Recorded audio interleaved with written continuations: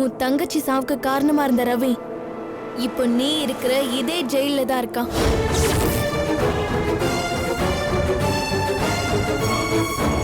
என்ன சொல்றீங்க?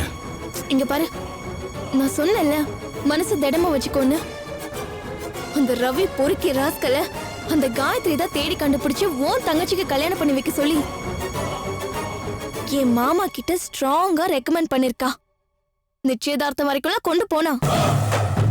அதுக்கப்புறம் தான் திட்டம் போட்டு உன் தங்கச்சியை தனியா கூட்டிட்டு போய் சிறையழிச்சது. அவ தற்கொலை பண்ணிக்கிட்டது எல்லாமே அப்புறம் தான் நடந்துச்சு.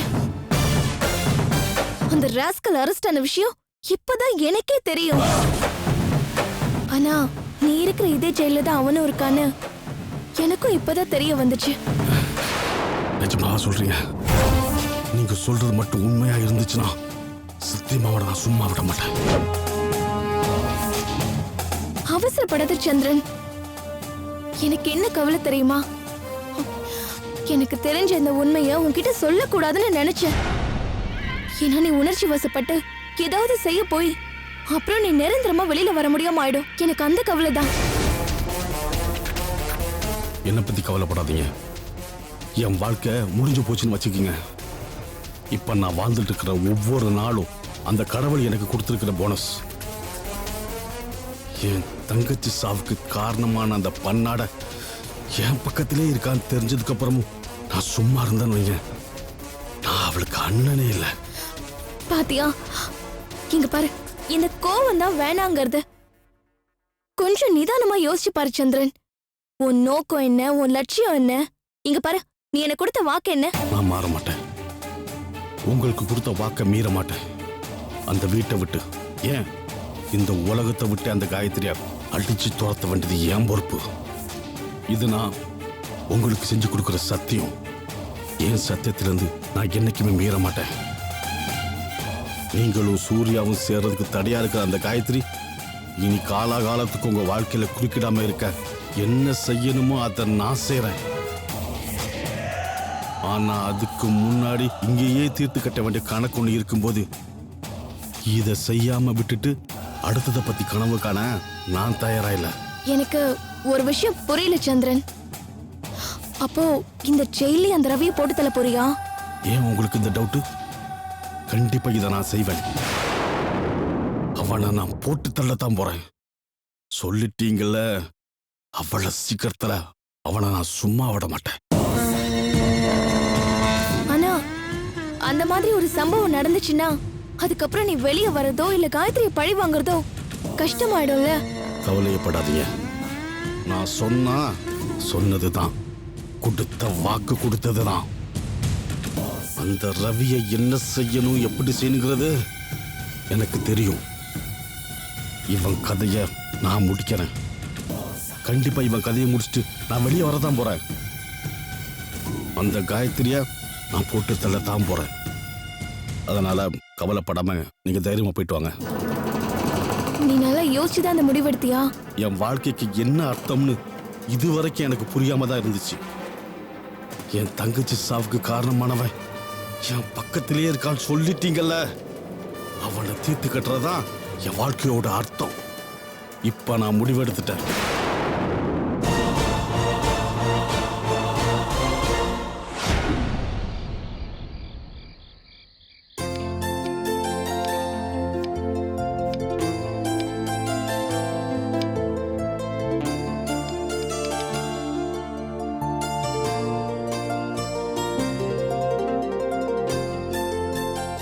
அம்மா, என்ன பண்ற? ஏதாவது ஹெல்ப் வேணுமா? ஒண்ணும் வேண்டாம், உட்காரு.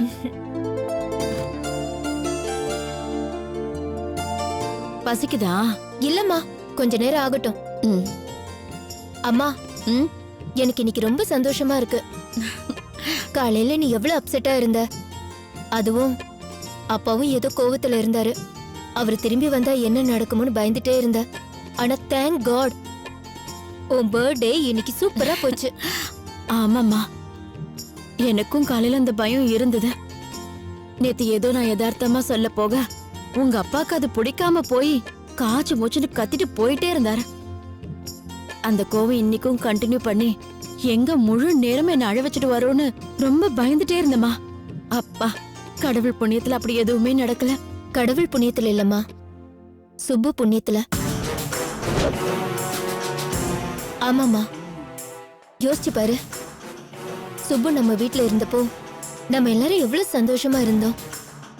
அவளும் நம்ம கிட்ட எவ்வளவு பாசமா இருந்தா. நம்ம எல்லாரும் அவளை மனசார நேசிச்சோம். உனக்கோ எனக்கோ அப்பாவுக்கோ அவளை பத்தி ஒரு விமர்சனமும் இருந்ததில்ல. இப்படி ஒரு மருமக நம்ம வீட்டுக்கு வந்திருக்கான்னு நினைச்சு நினைச்சு நம்ம கடவுளுக்கு அவ்வளோ நன்றி சொன்னோம்.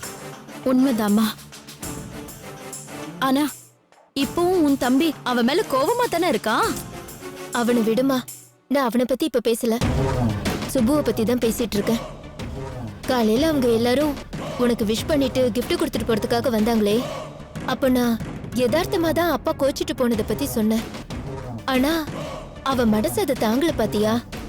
இங்க இருந்து போன உடனே அப்பாவுக்கு போனை போட்டு அவர் மனசை எப்படியோ மாத்தி அவரை gift வரைக்கும் வாங்கிட்டு வர அளவுக்கு மாத்திருக்கானா?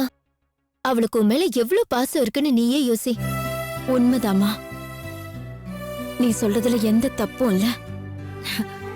சுப்புக்கு என் மேல எப்பவுமே பாசம் ஜாஸ்தி தான். பெத்த தாயாதான் அவ என்ன நினைக்கிறா. இது எனக்கு தெரியாம இல்லம்மா. ஆனா நீதாம்மா யோசிக்கணும், நீதான் தெளிவா இருக்கணும். இன்னைக்கு இந்த வீட்டோட சூழ்நிலை என்னன்னு உனக்கே தெரியும். எல்லாமே அந்த காயத்ரி ராஜ்யமா போச்சு. அவ பேசுறது, சிரிக்கிறது, நடந்துக்கிறது எதுவுமே என் மனசுக்கு சரியா படல. என்னம்மா சொல்ற? உண்மையதாம்மா சொல்றேன். நான் எதையுமே மிகைப்படுத்தி சொல்லணும்னு சொல்லல. ரொம்ப நாளா என் மனசுல பட்டுட்டு இருக்கிற ஒரு விஷயம் இது. காயத்ரி சுபுவை இந்த வீட்டை விட்டு வெளியே அனுப்பணும்னு ரொம்ப நாளா பிளான் பண்ணி கொஞ்சம் கொஞ்சமா காயை நகர்த்தி எப்படியோ அவளை இந்த வீட்டை விட்டு வெளியே அனுப்பிட்டா. இன்னைக்கு சுப்பு இந்த வீட்டுல இல்ல. ஆனா யோசிச்சு பாரு, அவளே இந்த வீட்டை விட்டு வெளியே போறேன்னு சொல்ற அளவுக்கு இவ சாமர்த்தியமா ப்ளே பண்ணிருக்கானா? இவ எந்த அளவுக்கு யோசிக்கிறான்னு. ரெண்டு பேருக்குமே ஒருத்தரை கண்டா ஒருத்தருக்கு ஆகாது. நான் இல்லைன்னு சொல்லல, இது ஊர் அறிஞ்ச விஷயம். சுபுவுக்கும் காயத்ரி பிடிக்காதுதான். ஆனா இன்னைக்கு காயத்ரி இதே வீட்டுல தான் இருக்கா, எங்கேயும் போயிடல. சில விஷயத்தை யோசிச்சு பார்த்தா காயத்ரி வில்லியா இல்ல சுப்பு வில்லியான்னு கூட தெரிய மாட்டேங்குது. ஏய், என்னம்மா நீ பாட்டுக்கு வில்லி கில்லின்னு பேசிக்கிட்டு இருக்க? ஆமாமா, என் மனசுல நினைக்கிறத நான் பேசுறதுக்கு எனக்கு உரிமை இருக்குல்ல. அதுல எந்த ஒரு தப்பும் இல்லைல்ல. யாருக்காகவும் நான் பயப்படவும் வேண்டாம். வர வர காயத்ரியோட போக்கு எனக்கு பிடிக்கல. அவன் நடந்துக்கிற விதமும் சரியில்லை. சுப்புவ இந்த வீட்ல இருந்து அனுப்பிட்டா. ஆனா நம்மளையும் எந்த நேரம் வேணாலும் அவ இந்த வீட்டை விட்டு வெளியே அனுப்புவாங்கறத அன்னைக்கே அவ சொல்லாம சொல்லிட்டா. அப்படி வந்ததுன்னா நம்ம என்ன செய்ய போறோன்னே தெரியல. ஒரு விதத்துல அதை நினைச்சா எனக்கு ரொம்ப பயமா இருக்கு. ச்சே, இதுக்கு எதுக்கு பயப்படுற? நமக்கு என்ன வீடு இல்லையா, வாசல் இல்லையா? சும்மா தானே வீட்டை பூட்டி வச்சுட்டு வந்திருக்கோம். பாத்தியா, நான் இவ்வளவு சொல்றேன், அது கூட உனக்கு புரியல. அவ்வளவு வெகுளியா இருக்க. எங்கேயாவது போய் நமக்கு இருக்கிறதுக்கு இடம் இல்லாம போயிடுமோன்னு அதை நினைச்சு நான் பயப்படல. இந்த வீட்டுல நம்ம எல்லாரும் ஒன்னா சந்தோஷமா இருக்கோம். நம்ம இந்த வீட்டை விட்டு வெளியே போறோம்னா அது சூர்யாவை நம்ம நிரந்தரமா பிரியிற மாதிரி அர்த்தம். ஏய்,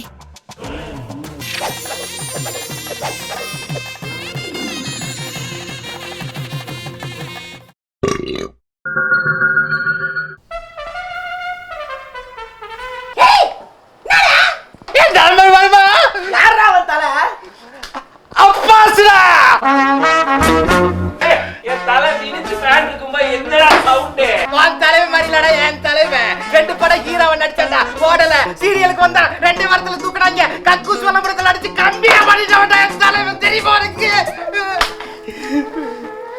யாரு அவரு? எனக்கே அவரை பார்க்கணும் போல இருக்கு.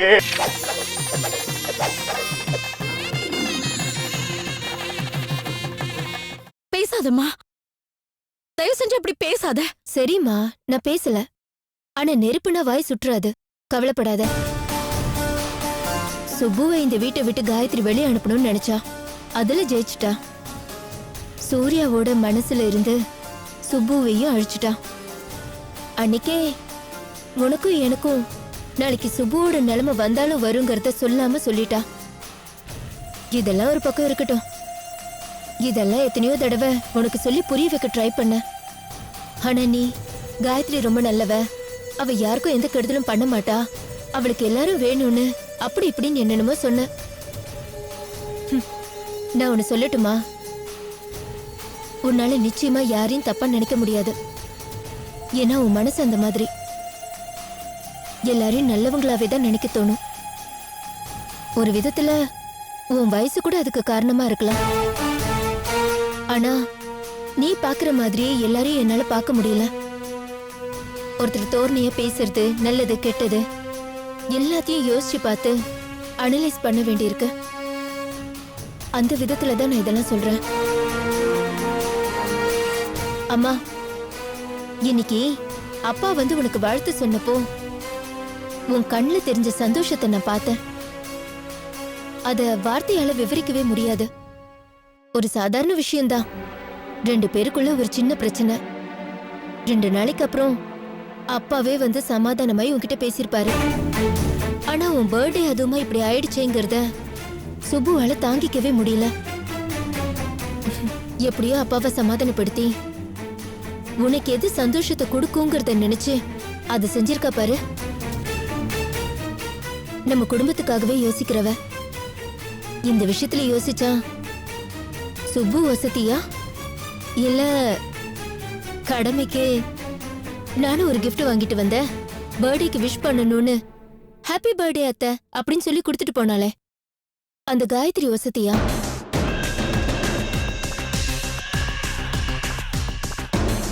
மனசுல காயத்ரியும் சுப்புவையும் தராசுல வச்சு பாரு. நிச்சயமா சுப்பு பக்கம்தான் வெயிட் அதிகமா இருக்கும். ஏன்னா அவ சூர்யாவை காதலிச்சு கல்யாணம் பண்ணி நம்ம வீட்டுக்குள்ள வந்தவ. இருந்தாலும் அவ அவளோட குடும்பமா தான் நம்மள நினைக்கிறா. ஆனா காயத்ரி ஆரம்பத்துல இருந்தே சூர்யாவை எப்படியாவது நம்ம கிட்ட இருந்து பிரிச்சிடணும், தம் பக்கம் ஆக்கிக்கணுங்கிறதுலதான் குறியா இருந்தா. என் மனசுல இதெல்லாம் பட்டுது. உன்கிட்ட சொல்லி புரிய வைக்கணும்னு நினைச்சேன். நீயே யோசிச்சாதான் ஒரு முடிவு கிடைக்கும். நீ யோசிச்சேன்னா உன் வாழ்க்கை நல்லா இருக்கும். என் மனசுல பட்டதை சொன்னேம்மா, எதுவும் தப்பா எடுத்துக்காது என்ன?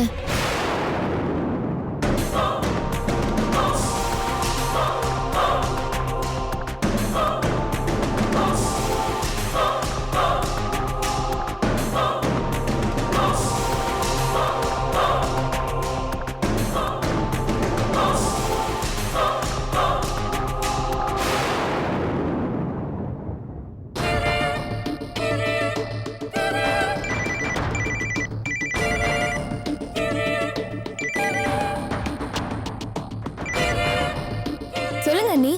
ஏ சுப்பு, ஒரு குட் நியூஸ். குட் நியூஸா? சொல்லுங்க அண்ணி, சீக்கிரம் சொல்லுங்க. அம்மி நகர ஆரம்பிச்சிடுச்சு. புரியலையே. புரியல? நீ தானே சொன்ன அடி மேல அடி அடிச்சா அம்மியும் நகரும்னு. அம்மி நகர்ற மாதிரி எங்க அம்மாவும் நகர ஆரம்பிச்சிட்டாங்க. இப்பதான் உன்னை பத்தி நிறைய பேசிட்டு வந்திருக்கேன். இதுக்கப்புறம் என்ன, உன் லைஃப்ல ஹாப்பினஸ் தான் இனிமே. தேங்க்ஸ் அண்ணி. நான் என்னை பத்தி கவலைப்படுறதை விட்டு ரொம்ப நாளாச்சு. எப்போ நீங்க ஏன் பக்கம் இருக்கீங்கன்னு தெரிஞ்சதோ அதுவே எனக்கு யானை பலத்துக்கு சமமாயிடுச்சு. இதுக்கு மேல என் வாழ்க்கை என்ன ஆகுமோங்கிற கவலை சத்தியமா எனக்கு வராது. நானும் நல்லா இருப்பேன், எனக்கு பிறக்க போற குழந்தையும் நல்லா இருக்கும். நாங்க 2 பேரும் சூர்யாவோட சந்தோஷமா வாழ போறோம். எங்களை வாழ வச்சு அழகு பார்க்க நீங்க இருக்கீங்கன்ற நினைப்பு எனக்கு அது ஒண்ணு போதும் அண்ணி. நான் அப்புறம் பேசுறேன், சரியா? சரி, வச்சிடுறேன் அண்ணி.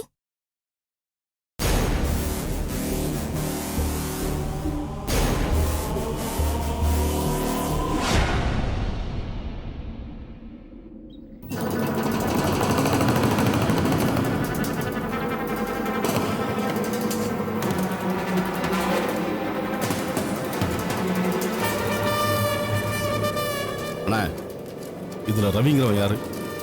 அதான் ரிமாண்ட்ல வந்தான்ல அவனா? அவனா? ஆமா அவனே தான்.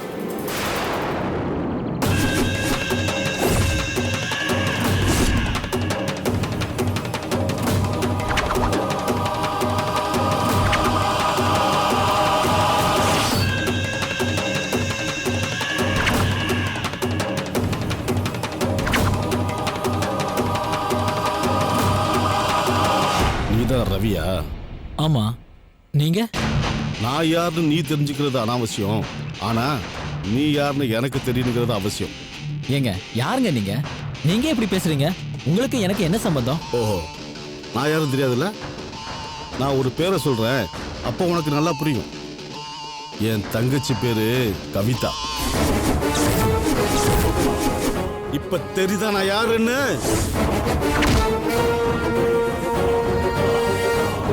என் தங்கச்சி வாழ்க்கையை கெடுத்து சீரழிச்சிட்டு அவ சாவுக்கு காரணமானவன் நீதானடா?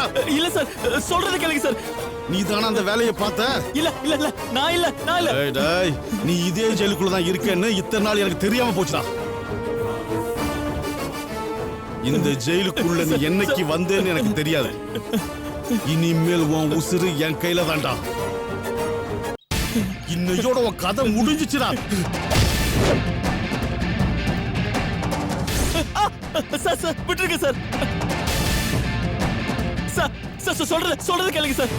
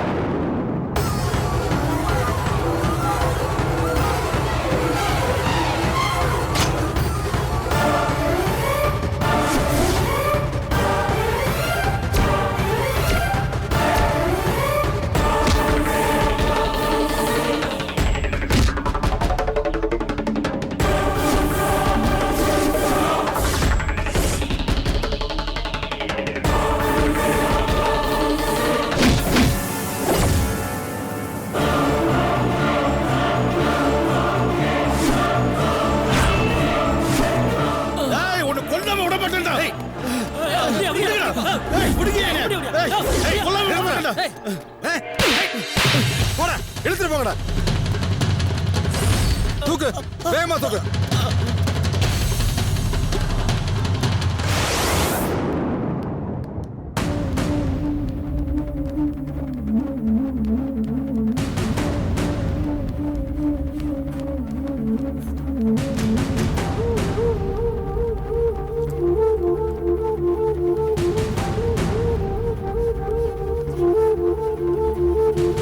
ஐயா, என் பேர உள்ளதான் கிடக்குறான். அவனை ஒரு நிமிஷம் பார்த்துட்டு போயிரட்டா? நீ யாருமா? உன் பேர் என்ன? என் பேரா? அவன் என் பேரங்க. என் பேரு பேச்சி அம்மாங்க. ஏதோ ஜெயிலுக்குள்ள சண்டை போட்டு அடிபட்டு கிடக்குறான்னு ஜெயிலர் ஐயா போன் பண்ணி சொன்னாருங்க. அதனால தாங்க அடிச்சு பிடிச்சு ஓடி வரேன். ஐயா, ஒரு நிமிஷம் அவனை பார்த்துட்டு போயிடுற ஐயா. பார்த்துட்டு சீக்கிரம் வந்துடணும். சரிங்க ஐயா. போங்க.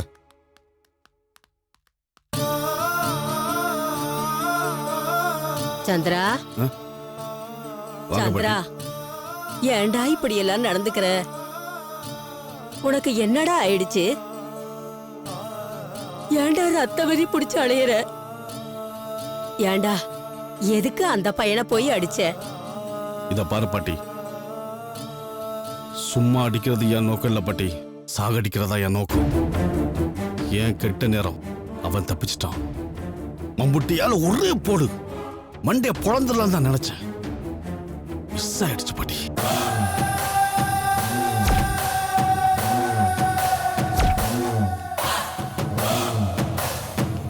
சார், நான் யாருமா சந்திரன். நீ? என்ன வேணும் உனக்கு? நான் சந்திரனோட சிஸ்டர் சார். சந்திரனை பார்க்கறதுக்காக வந்திருக்கேன். இப்பதான் பாட்டின்னு சொல்லி ஒரு அம்மா உள்ள போயிருக்காங்க. கொஞ்ச நேரம் நில்லு. கும்பலா உள்ள போக கூடாதுமா. சரி, நோ ப்ராப்ளம் சார். நான் வெயிட் பண்றேன்.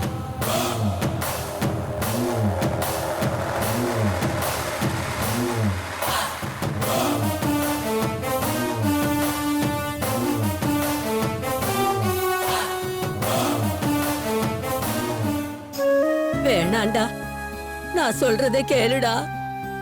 இந்த கொலவெறி வேணா சந்திரா. நீ நல்லா இருக்கணும்யா. இன்னைக்கு உன் தங்கச்சி உயிரோட இல்ல. இந்த நிலைமையில உனக்கு ஏதாவது ஒண்ணு ஆச்சுன்னா என்னால தாங்க முடியாதியா. அதெல்லாம் சும்மா கொன்னா பாவம் தின்னா போகும்னா செத்த தூக்கம் 10 நாள் தான். அடப்பாவி, இப்படி பேசுறியடா? எதுக்குடா அவனை போய் அடிச்ச?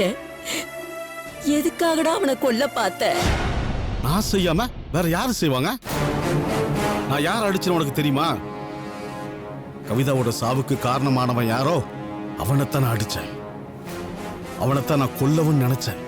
தப்பு பண்ற சந்திரா. ஏவி விட்டவ ஒருத்தி, அவ என்னடா பண்ணுவான்? அந்த பையன் ஏதோ ஒரு போதை மருந்துக்கு அடிமையானவனா. அவனை காசுக்கு விலைக்கு வாங்கி அந்த சுப்பு தாண்டா எல்லாத்துக்கும் காரணம். இதை எப்படி நான் உனக்கு புரிய வைப்பேன்? போதும், நிறுத்துறியா? உனக்கு ஏதாவது பைத்திய கீத்தி பிடிச்சு போச்சா?